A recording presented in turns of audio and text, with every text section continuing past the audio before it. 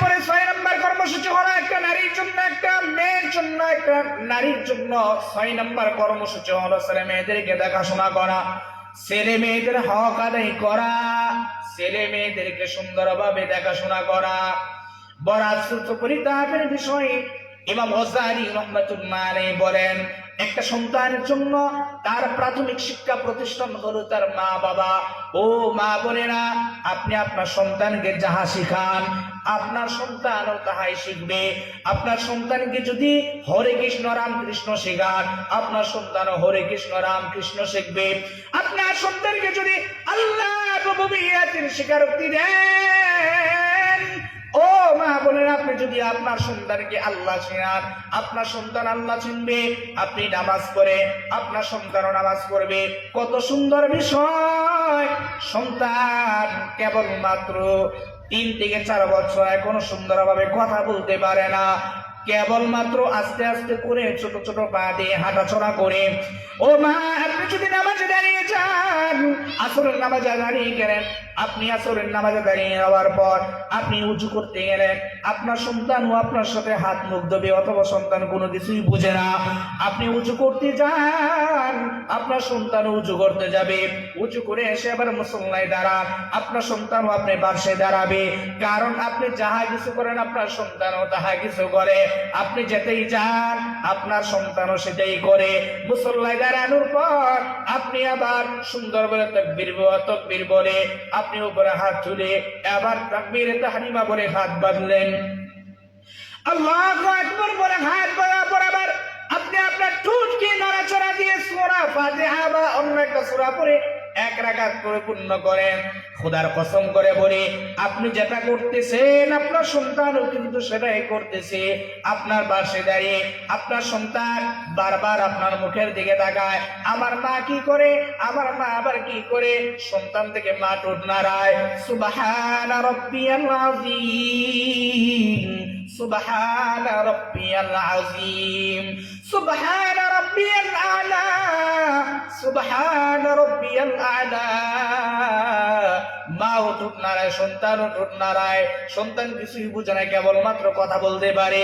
ইমাম গজ্জালী রাহমাতুল্লাহ আলাইহি এমনিতেই কথাটা বলে না, একটা সন্তানের জন্য প্রাথমিক শিক্ষা প্রতিষ্ঠান হলো তার মা বাবা। তার মা তার সন্তানকে যাহা শিখাইবে সন্তানও তাহাই শিখবে। সন্তানকে যদি আউল বাউল শিখায়, সন্তানকে যদি গান শিখায় সন্তানও সেটাই শিখবে। আর যদি সন্তানকে আল্লাহর পরিচয় শোনায়, আল্লাহ এবং তার রাসূলকে চেনায়, সন্তানও তাহাই চিনবে। এটার ফলাফল কি দাঁড়াবে? আল্লাহ তাআলা বলেন, রব্বানা ইন্না আতা'না সাদাতানা ওয়া কুবারা'না ফাআদাল্লুনা সাবিলা। মাশারি ময়দানে সন্তানের পাশে দাঁড়াবে, মা বাবার পাশে দাঁড়াবে। সন্তানকে আল্লাহ তাআলা প্রশ্ন করবে, সন্তান তুমি আমি মালিককে কেন ডাকো নাই, আমি রুবুবিয়্যাতের স্বীকারোক্তি কেন দেও নাই, আমি আল্লাহ তাআলাকে কেন ডাকো নাই, আমি রব্বুল আলামিনকে কেন তুমি ডাকো নাই, আমি রব্বুল আলামিনের ডাকে তুমি কেন সাড়া দেও নাই। সন্তান বলবি, আই দেহের মালিক রব্বানা ইন্না আতা'না সাদাতানা ওয়া কুবারা'না ফাআদাল্লুনা সাবিলা। আয় আল্লাহ, আমাকে জাহান্নামে দেওয়ার আগে, আমার মা বাবাকে জাহান্নামে দিয়ে আমাকে জাহান্নামে পাঠানোর আগে আমার মা বাবাকে জাহান্নামে পাঠান। কারণ আমাকে মা বাবা আমাকে কোরআন শিখায় নাই, নামাজ শিখায় নাই, তালিম শিক্ষা দেয় নাই, তরবিয়ত শিক্ষা দেয় নাই, শিষ্টাচার শিক্ষা দেয় নাই। আমার মা বাবা আমাকে সঠিক পথ দেখায় নাই। আমার মা বাবা আল্লাহ আপনি আপনার রাসূলকে চিনায় নাই। আমার মা বাবা কোরআন পড়ায় নাই। এজন্য ও আল্লাহ, আমাকে জাহান্নামে দেওয়ার আগে আমার মা বাবাকে জাহান্নামে দিন। নবী আলাইহিস সালাতু ওয়াস সালাম বলেন, মাহশারি ময়দানে সন্তান যখন একটা একটা করে করে করে করে মা বাবার নামে মামলা দায়ের করবে, সেই দিন আল্লাহ তাআলা সন্তানকে আদেশ করবে, সন্তান ও মা বাবা তোমরা শুয়ে যাও। মা বাবা সেই দিন সুন্দরভাবে একক জায়গায় শুইবে। সন্তানকে আল্লাহ তাআলা আদেশ করবে, এ সন্তান তুমি আগে তোমার মা বাবার বুকে পাড়া দিয়ে জাহান্নামে যাও। সন্তান মা বাবার বুকে পাড়া দিয়ে পা রেখে তারপরে জাহান্নামে যাবে। ইবনে কাসির রাহমাতুল্লাহ আলাইহি বলেন যে না না না, আগে মা বাবাকে জাহান্নামে পাঠানো হবে, তারপর সন্তানকে।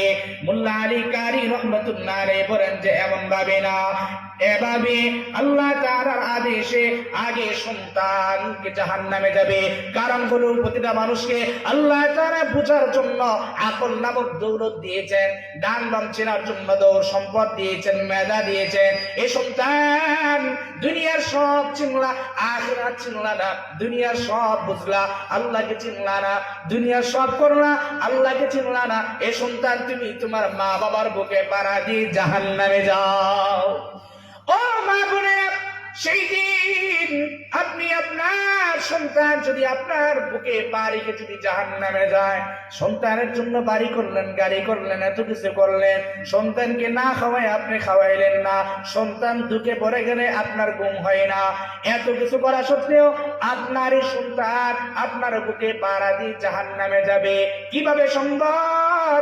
সেই দিন যদি একটু চিন্তা ভাবনা করেন, সেই দিন যদি নাজাত মুক্তির ব্যবস্থা পেতে চান, 1 নম্বর কর্মসূচি এমন ভাবে পালন করতে হবে, ছেলে মেয়েদেরকে সুন্দরভাবে দেখাশোনা করতে হবে, এমনকি ছেলে মেয়েদেরকে ধর্মীয় শিক্ষা প্রদান করতে হবে।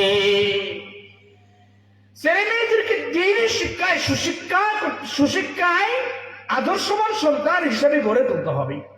শুধু শিক্ষা দিলে হবে না। বলে যে শিক্ষা জাতির মেরুদণ্ড, বলে না না না, শিক্ষায় শুধু জাতির মেরুদণ্ড নয়, সুশিক্ষায় জাতির মেরুদণ্ড। শিক্ষা তো তসলিমা নাসরিনও করেছে, শিক্ষা তো বড় বড় লিডাররাও করেছে, এই শিক্ষা তো তাদেরকে সুপথ দেখাতে পারে নাই। এমন শিক্ষা অর্জন করতে হবে যে শিক্ষা সুশিক্ষায় হয় এবং আদর্শবান সন্তান হিসাবে গড়ে ওঠে। সে শিক্ষা সন্তানকে শিক্ষা দিতে হবে।